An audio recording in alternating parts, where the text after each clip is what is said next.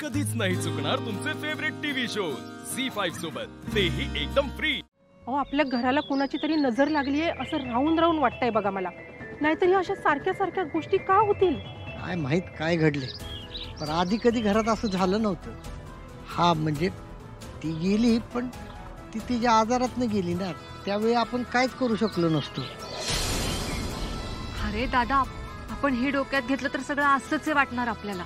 नाही ग तायडे, नाही, काहीतरी चुकतंय म्हणून ना या घरात काही चांगलंच होईना बघ। बाकी काय नाही न्या, ही समधी माझ्या पापाची फळं आहेत ती न्या। मी तायडी बरोबर वाईट वागलो, स्वतःच्या सख्या बहिणी बरोबर तिला कोंडून घातली इतकी वर्ष।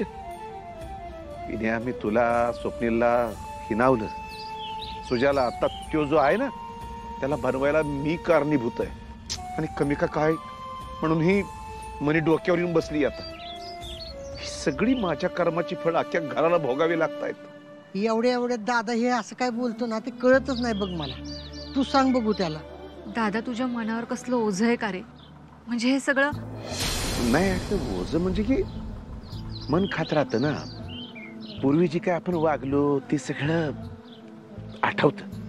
अरे असं मागचं धरून बसलास तर पुढं कसं जाणार तू? अरे दादा, मला तर लई भारी वाटतं, म्हणजे तू आल्यापासून ना एकदम बदललायस बघ। वय, खरं बोलतायत भाऊजी। अहो, आधीचे सरकार कसे होते हे कुणाला सांगून बी पटणार नाही, एवढा बदल झालाय तुमच्यात। पोटच्या पोरानं डांबून ठेवल्यामुळे अक्कल आली की आणखी काय। अरे दादा, असा विचार पण करू नकोस तू, आणि परत पहिल्यासारखं चांगलं होईल याची वाट बघत बसलास ना तर ते नाही होणार चांगलं। तू ह्या गावात आलास, स्वतःच्या मेहनतीनं घर बांधलंस, आम्हाला मोठं केलंस, त्या तू कोणाची वाट बघत बसलास का? नाही ना, तू सगळ्या गोष्टी हातात घेतल्यास दादा। ती गोष्ट आहे बरं का। हो, तुम्ही धडाधड निर्णय घ्यायचात। हा, आणि आम्ही घाबरलो ना तरी दादा तू कधी घाबरायचं नाही रे। होय दादा, मी पण तेच सांगते, मुलं आता मोठी झालेत, आईची आणि बापाची गरज आहे मुलांना। दादा, अरे सुजाला तुझ्या पाठिंब्याची गरज आहे। सुजाला ज्या गोष्टी वाटतात ते करू देत की त्याला, आणि स्वप्नीलला तर खरं आत्ता आधाराची गरज आहे बघ। तुम्ही सगळ्यांनी स्वप्नीलला आधार द्या। आणि काय रे भावड्या, आप्पी तर तुला किती मानती, बाबा म्हणते ती तुला। तिला जो आत्ता सगळा काही त्रास होतोय ना, त्यामधून तू आणि अर्जुनच तिला बाहेर काढू शकता बघ।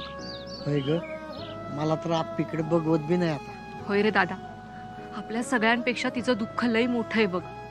तिला आपल्याला तर सावरलं पाहिजे, त्यासाठी आपण आधी उभं राहायला पाहिजे ना दादा। अहो वंस, पण कसं समजावायचं, कसं सांगायचं तिला? अहो, आपली आप्पी एवढी हुशार आणि शिकलेली आहे की तिला काय जरी सांगायला गेलं तरी असं वाटतंय की तिला सगळंच माहितीये। हा तायडे, तिला तूच नीट सांगू शकतेस बघ। अगं, तिची गरज फक्त या घराला नाही तर पूर्ण सातारा जिल्ह्याला आहे, त्यामुळे तूच तिला समजून सांग बरं का। होय ना, अशा धक्क्यानं भले भले गारद होत्यात, आणि ही वेळ आपल्या आप्पीवर आली नाही पाहिजेत। असं नाही होणार नक्कीच, पण ती परत उभी राहिली पाहिजे लवकरात लवकर।